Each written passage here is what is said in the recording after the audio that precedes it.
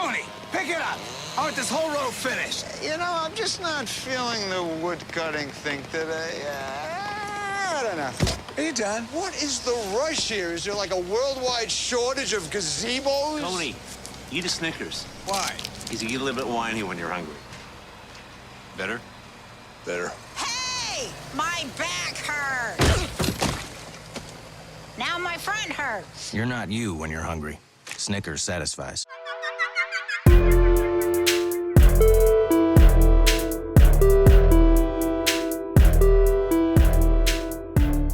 What's up, you guys? This week we had a tie for voting in the wardrobe theme, and it was a tie between t-shirts from my band and also hats from my past. So I just decided which one I wanted to do, and I chose t-shirts from my band. That's right.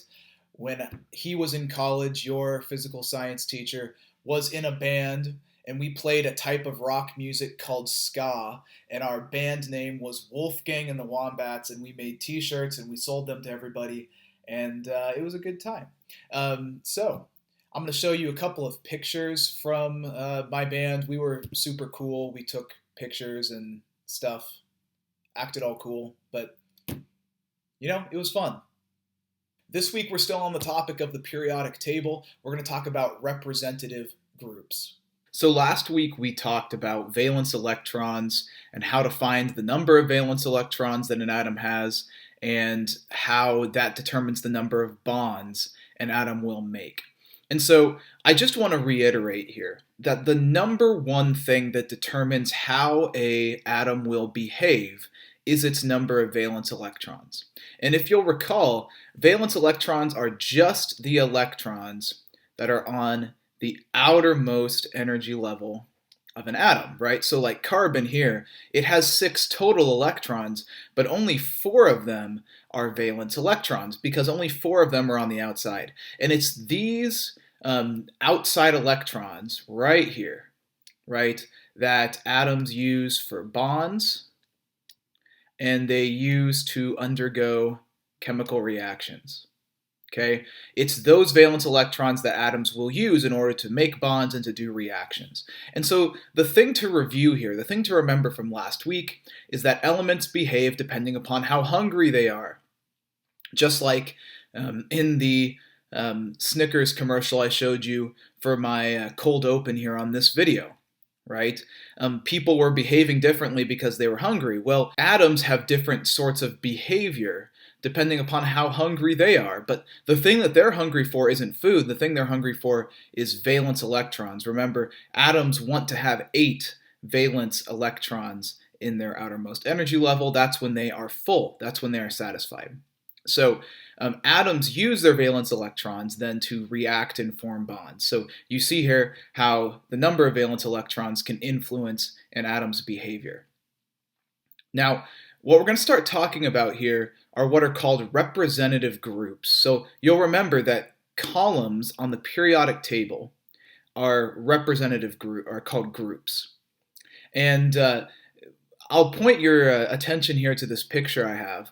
You'll notice that sometimes when you look at the periodic table that it'll have different colors associated with it. Like for example, this whole group 1 here is colored kind of a tan, and there's kind of an orange to group 2, and then group 17 has kind of a greenish color, and group 18 are all white. So these are groups on the periodic table, and these are what are called representative groups. And the reason why they're called representative groups is because they all behave in a similar way. They have a similar sort of reactivity, they have a similar number of bonds, they have a similar charge that they make, all those sorts of things. So representative groups, elements in the same group, that's the column, on the periodic table behave similarly. Why do they behave similarly? Well, we learned last week that that is because they have the same number of valence electrons, right? We learned that if we wanted to know the number of valence electrons in an atom, we had to look at the group number. So we know that fluorine,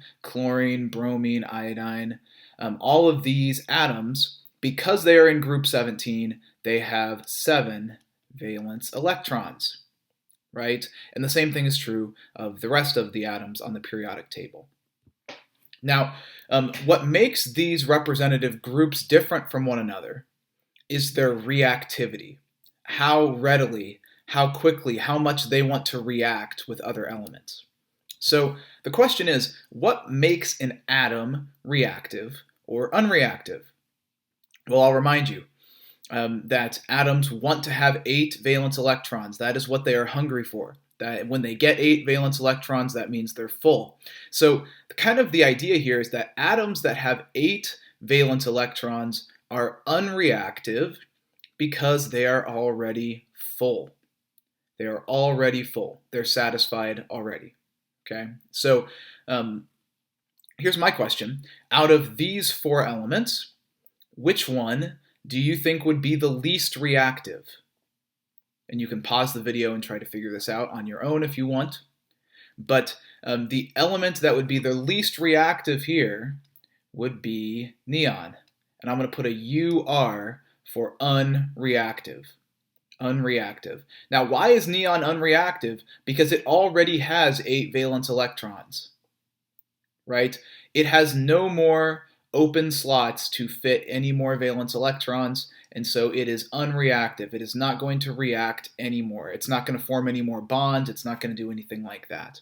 Now, the next principle I want to show you here is that the closer an atom is to getting 8 valence electrons, the more reactive it is.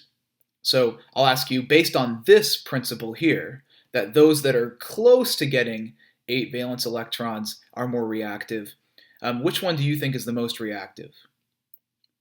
Right? And you can pause the video again and try to figure this out, but the answer here that should come to mind is chlorine. Right, and I'm going to put an R next to chlorine for reactive. Now, it's clear why it's reactive, right? Because it has 7 valence electrons, and it has this open spot here. So all it needs is 1 more valence electron, and it'll have 8. And because it's so dang close, it will be reactive. Chlorine is one of the most reactive elements on the periodic table. It forms bonds, it does chemical reactions, it does all sorts of stuff. Because it wants that final valence electron.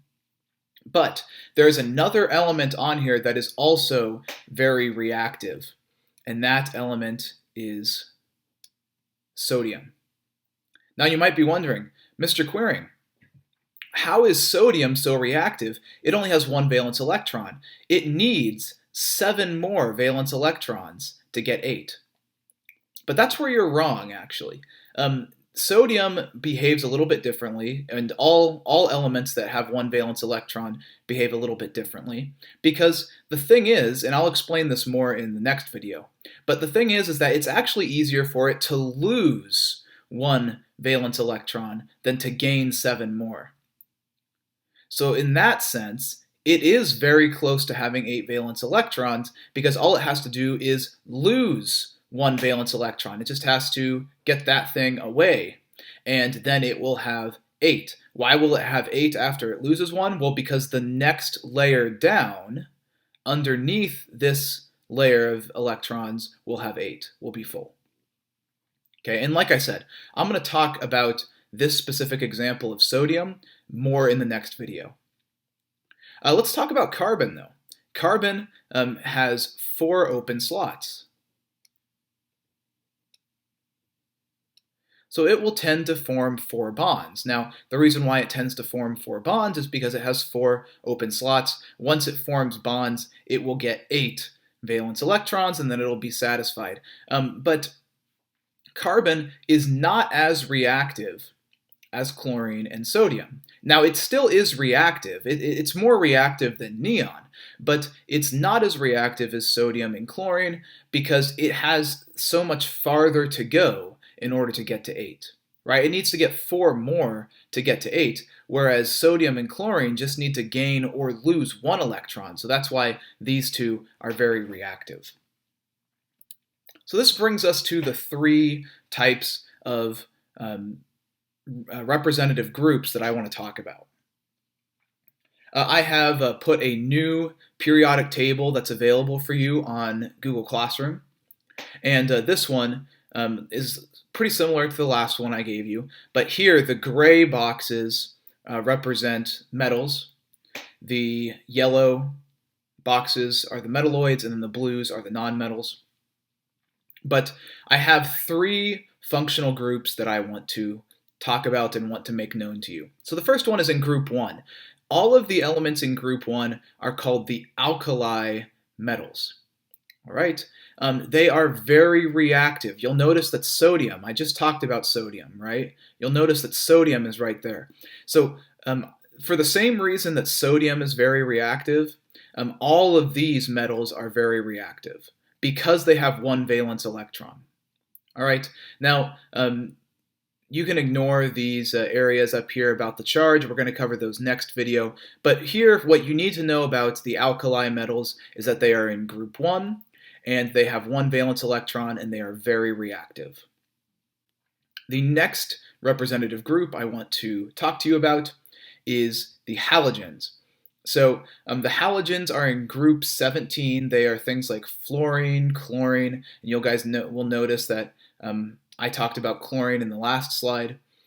Chlorine's here, bromine, iodine, those sorts of elements. Now, these are nonmetals, but they are also very reactive. And you should remember the reason why they're reactive is because they have 7 valence electrons. All they need is 1 more, and then they'll have 8, and then they'll be full. They'll be stable. They don't need more electrons anymore once they get 8. But here they only have 7. That's why they're so reactive. They have 7 valence electrons. Now the last representative group that you need to know about are what are called the noble gases. The noble gases are in group 18.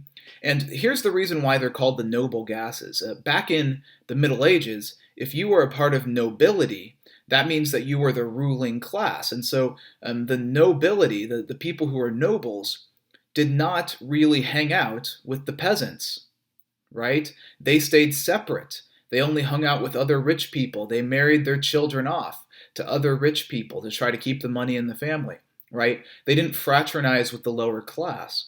And so these elements here, like helium and neon and argon and krypton, these are called the noble gases because they don't react with anything. They don't form bonds. They don't form molecules. They don't undergo chemical reactions. They don't do anything like that. And so that is why they are called the noble gases. Now, the reason why they don't react is because they have 8 valence electrons already, right? They're in group 18. They already have 8 valence electrons. What reason do they have to keep reacting? And the answer is they don't.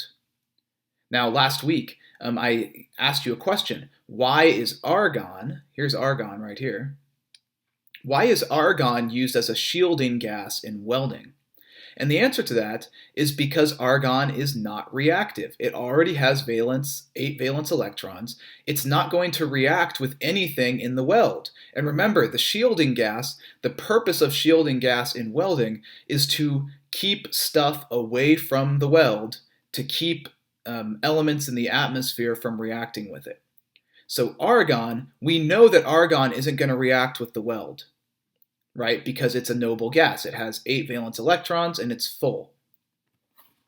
So that is it for this video. Next video, we are going to cover how some of this stuff up here, like the charges on these atoms and how they form bonds with one another.